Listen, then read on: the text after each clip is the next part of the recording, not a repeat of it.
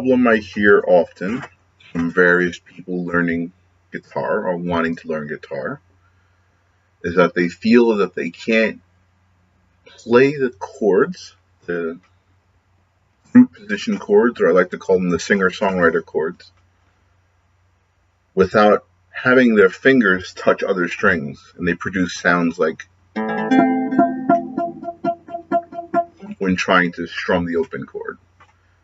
And the various things I hear is that, oh, my fingers are too big, or my hands are too small, when in reality what this is a lack of practice and strength training.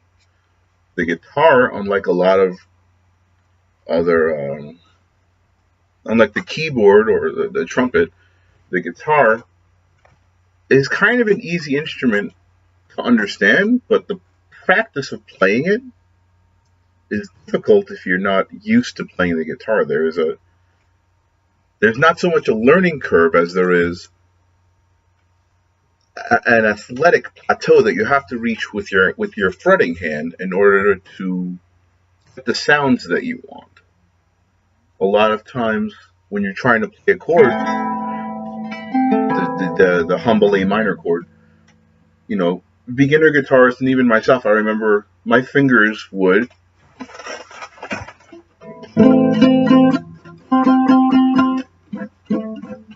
I'd mute strings I didn't mean to, because fretting the chord was difficult for me because I didn't have enough practice developing the strength needed.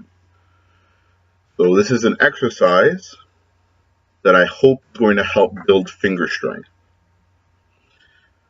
So what we're going to focus on right now is playing 2 strings at a time and making sure that, well, we're going to fret 2 strings at a time. We're going to make sure that all the notes sound out when we strum the guitar. So we're going to use the ubiquitous power chord form pattern, which, if you're not familiar with it, take any fret. For purposes of this example, we're starting on the 5th fret of the E string, which would be A. And a power chord is formed by playing the next string 2 frets up. I hit an extra string I didn't mean to, but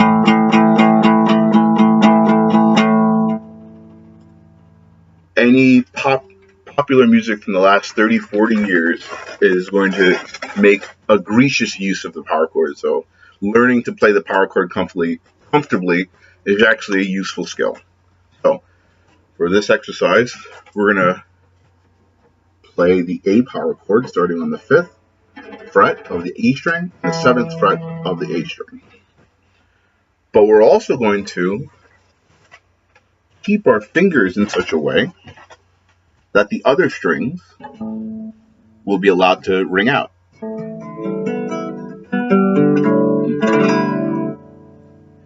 Now, this is not something you want to do too often with playing power chords with tongues,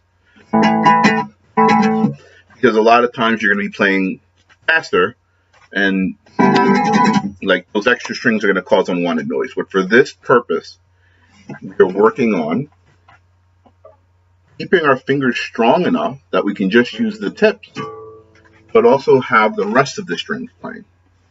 Another tip I can offer: when you're fretting any kind of chord or doing any kind of sustained, chord work, keep your fingers and your thumb parallel. Imagine that you're trying to squeeze them together. So if you're fretting the A chord, try to keep your thumb at the middle of the neck of the spine, the middle of the spine. So,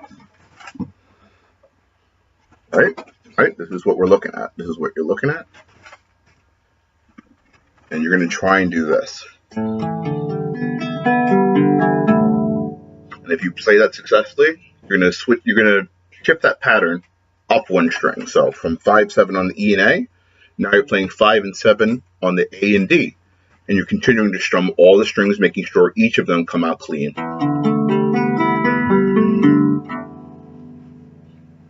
And continue to do this Going to the next pair of strings, in this case it's D and G.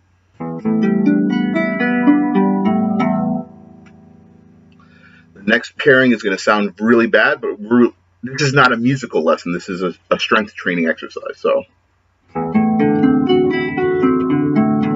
guess it's not so bad. And the final pairing of strings, which is the B and E.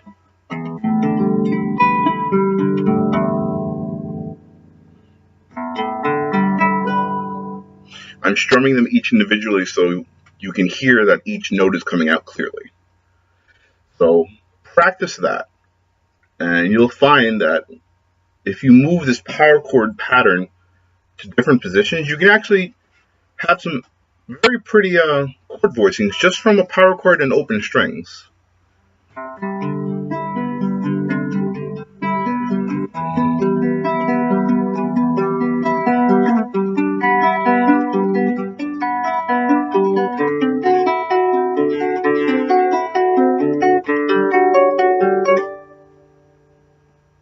That's using the same technique in an attempt to make it sound musical. So I hope that helps out.